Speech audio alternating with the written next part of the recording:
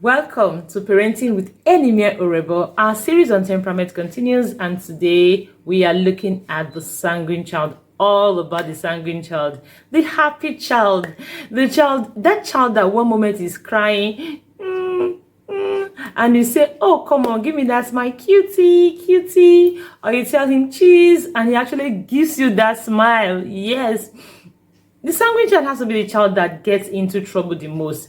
Has to be the child that makes the parents talk, yell, or want to smack the most.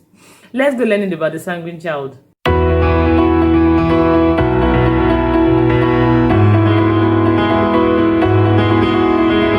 Welcome back. If you are new here, what you want to do is to sit down, relax, and go back to our previous videos. We have over 70 videos, very empowering videos in this channel already.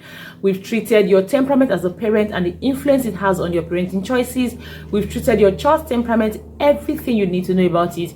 We've treated your choleric child, how to get the best out of him or her, and today is all about raising your sanguine child.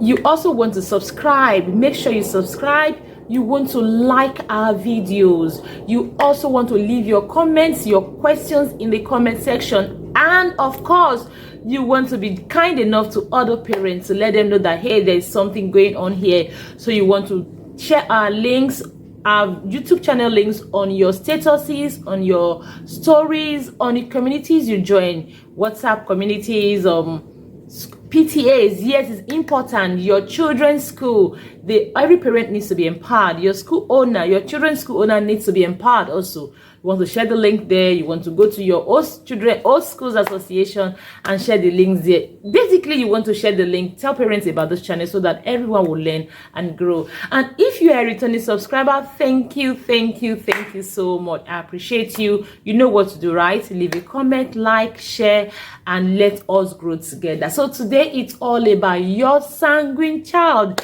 Let me start by sharing some of the things, some of the traits you need to, in case you don't know your child's temperament already, let me share some of the traits you actually need to look at to know this, if your child is a sanguine child or your child is a child of another temperament. So a few traits about your sanguine child. 1, very sociable. Yes, they easily warm up. The kind of children that will meet someone today. Let me share a quick story. I teach etiquette, manners, and sexuality education to children. So we work in schools, different schools. So sometimes there are schools we work with once a week, once a month, once a term, depending on the agreement. So there's a particular school I was working with one time, and it was once a week. So I got to school on a Tuesday morning, and there was this child that was in school. Everyone was around him. He was just gisting, talking, all over the place. So in my mind, this boy joined the school last week, maybe Wednesday. He joined the school because he was too comfortable to have been a new student in my own mind. Only for me to find out that child actually joined that school that day. That Tuesday was the day the child joined the school. And I was like, really? That is your typical sanguine child. They easily warm up. You see them, they are greeting someone. You say, do you know this person? Say, yes, that day we're passing, I saw him there. Yes, that's your sanguine child. They are very sociable. They are very friendly. They easily warm up. That is one way to know your sanguine child. Another thing about sanguine children is that they are very energetic. They are not the typical stay in one place child. Nah, they are very energetic. So they always have activities going on. They're very busy bee kind of people. Another way to know your sanguine child is that they have intense emotions. When they are laughing, you'll be looking for what is funny, and when they are crying, you will actually be looking for why they are crying so much. They are crying as if they are feeling so much pain, as in what happened. They have intense emotions. They can be very reactive. Another thing about the sanguine child is they are highly impulsive. Those kind of children that don't look before they leap. They don't look before they leap. Another thing about the sanguine child is they are easily bored. They are not the kind of children that will sit in one place. They are easily bored. So they will come to you, where the regular child will come to you maybe twice or 3 times and say, Mommy, I'm bored. The sanguine child will come to you 1,000,001 times and say they are bored. And they can also talk. Have I mentioned that? They can talk. They can talk. They are very imaginative. They are the type of children that will just cook up story and tell you. Cook up one kind of story, paint it here and there, and you'll be literally seeing the story. So if you have a child that actually has these traits I just mentioned, you want to sit back and realize that this child may actually be a sanguine child. Now, a few more things you need to know about your sanguine child is that, the sanguine child is that they are attention seeking, they are impulsive, and they are resilient, which is they are very adaptable. So we are going to look at this more when we talk about reasons why parents and their sanguine children clash, which is the very next thing we are talking about. One of the reasons sanguine children and their parents clash is because these children are very impulsive, which simply means that they do not think through what they are doing. Especially when they are younger, it is always hard for parents to keep up with them because of their energy level and also because of their impulsivity. Impulsive, they just see it and they go for it. Sanguine child is the type of child you say, don't go there, and they are going there. They are not going there because they want to disobey you. They are going there because they need a little more time. They need a little more training to develop self-discipline. Is something that strongly lacks in them. So they are going there because they cannot resist that urge to go to where you have asked them not to go. Impulsive, they just act. The kind of children you will say they leap before they look. So that impulsivity or that impulsive nature kind of plays in everything they do. That is why they easily warm up. They go out, they meet people, they are warming up immediately. They are not thinking, oh, this person, should I be careful? Shouldn't I be careful? Is this person going to like me? They don't have that time to think about that. They are just going in for it. So one of the things that happens is that the sanguine child is very impulsive, and this impulsive nature is what makes them make a lot of mistakes. Is what makes them do some things that actually make the parents angry at them. Your sanguine child is impulsive, and that is something you should know about. Another thing about the sanguine child is that they easily get distracted. Yes, they are impulsive, so what do you expect? It simply means they don't have time to process a lot of things. They don't have time to think. So they only just see, touch, see, and go. So they are also easily distracted, which simply means that you can send your sanguine child on an errand and he is going somewhere and something comes up and he forgets what you have sent him or her. And then he goes out when you said, okay, go and buy me, let's say tissue paper, for example. He goes there and buys you a bar soap. I can imagine this scene playing out in the house. It is not because the child wants to frustrate you. It's not because the child is an olodo or anything. Because the child is easily distracted. So something is on the way that just distracted the child, that took his attention away from what you have asked him to do, and he comes back with a different thing. Or he can even go and come back and say, Mommy, I forgot. So your sanguine child is easily distracted, and this distractibility is one of the reasons parents and their sanguine children always clash, because at the end of the day they don't follow through instructions and you are angry. It's not because they don't want to follow through instructions, but just because along the way they got distracted. Another reason why parents clash with their sanguine children is that those children, they are risk takers. They like taking risk. Okay, it's not as if they like taking risk. It's just that they do not have enough time to put thoughts into their intending action. So, I said they're impulsive. They just see it and they go for it. And then if it's a risky behavior, they are likely going to do it, try it out, or exhibit it before they realize, I shouldn't have done this. Now, this is why they actually they take risk. Not that they intend to say, they just feel, they easily warm up. They are impulsive, and then they don't have time. They have short attention span, so you don't have that time to start looking, scanning, looking for the danger. No, they just risk it. So that's one of the things that happens to parents. That is why a typical sanguine child will throw a ball in the living room. They are not thinking, putting thought into it.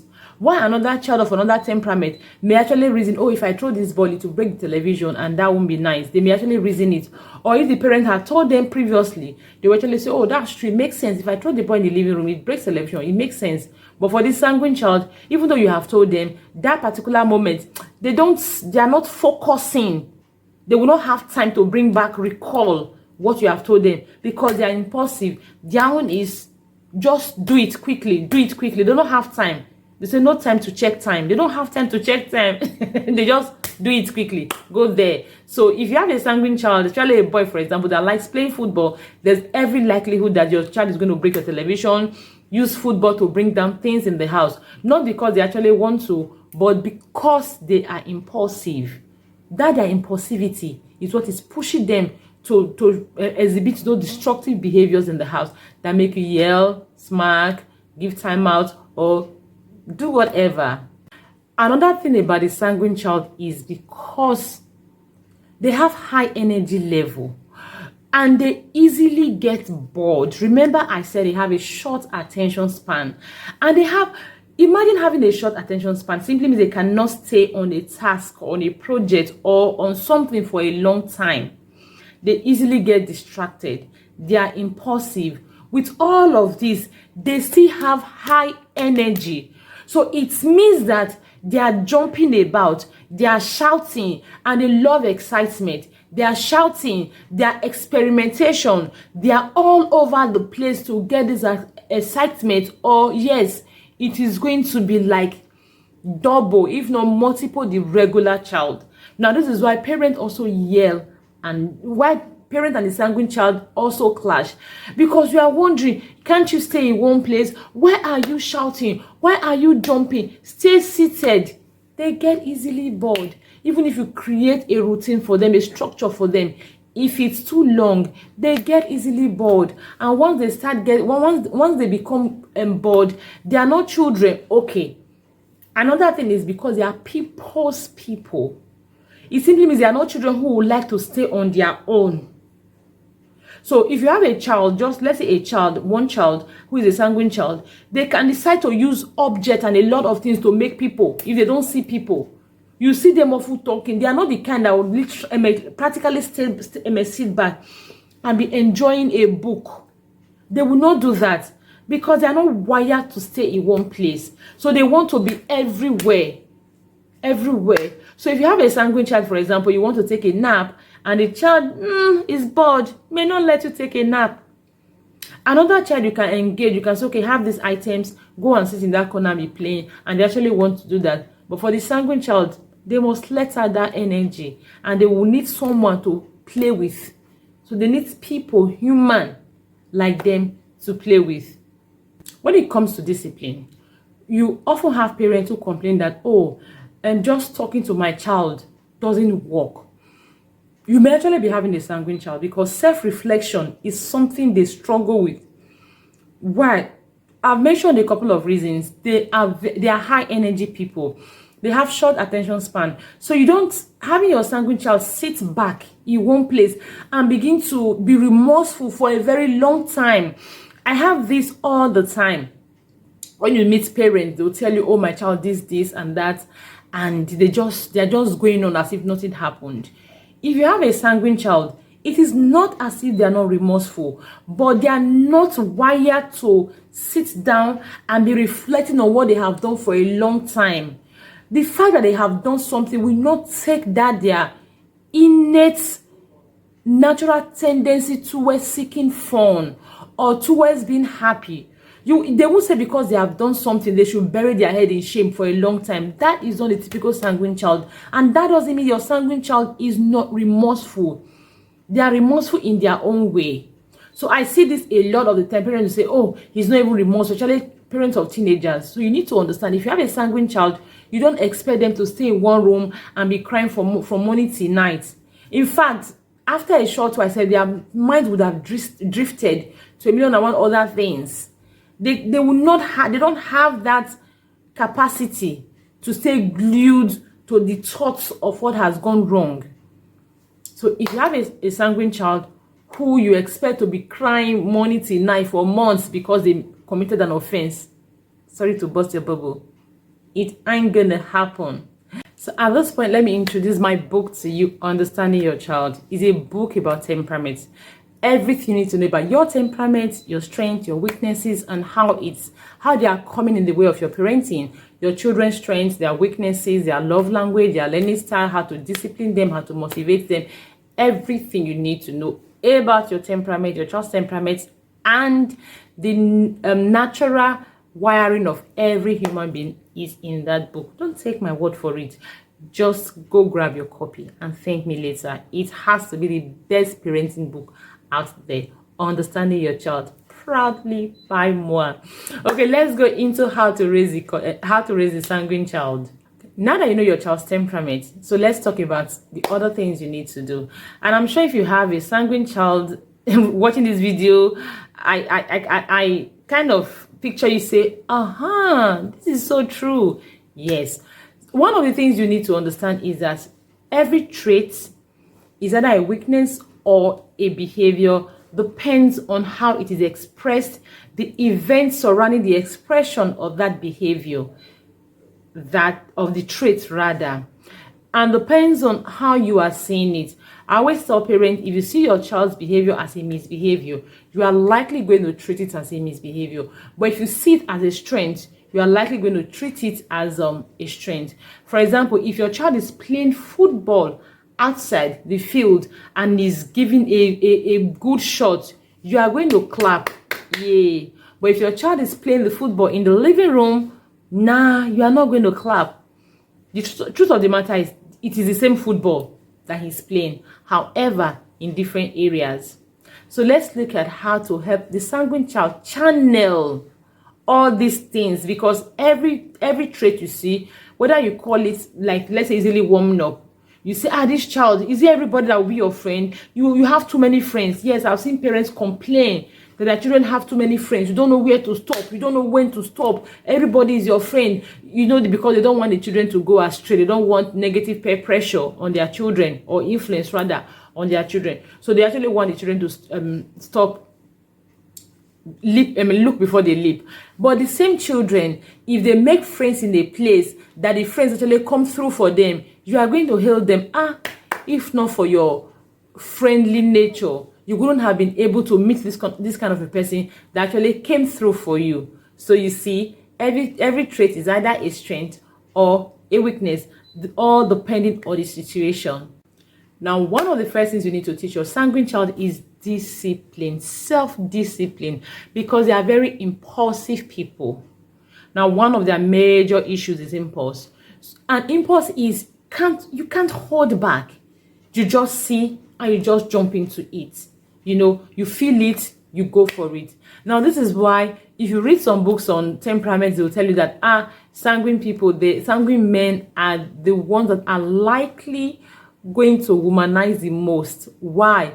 Because they just almost can't they are very impulsive. That is one of the major reasons. Let me not go into details.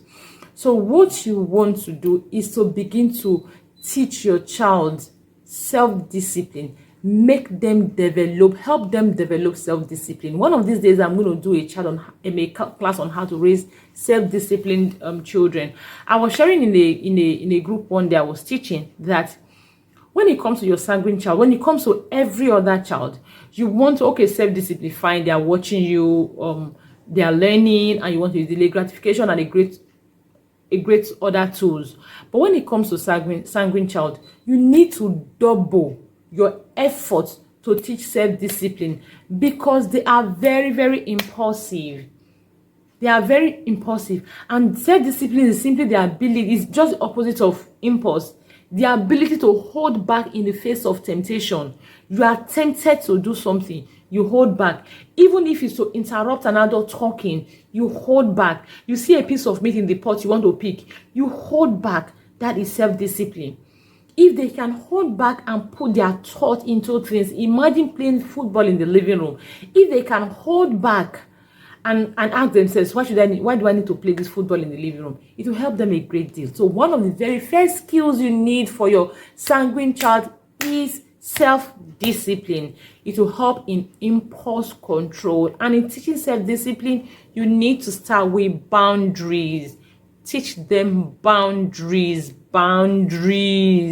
When it comes to friendship, there are boundaries. When it comes to anywhere, there are boundaries, So teach them boundaries is important. And one of these days again, we are going to also learn about how to help our children understand boundaries and how to teach them boundaries. This is one of the reasons why you need to subscribe and stay glued to this channel, because a lot of goodies are coming. We are going to parent successfully. Just stay with me on this channel. Let's keep learning together. Now, another thing you want to do for your sanguine child is to provide structure. Yes, they are not people that will naturally want to live within structure. No, they like their freedom. However, structure is life. What is life without structure? Even your adult life is structured. You work in an organization, is structured. Structure actually helps us to grow. Structure helps us to achieve a great deal of our life purpose.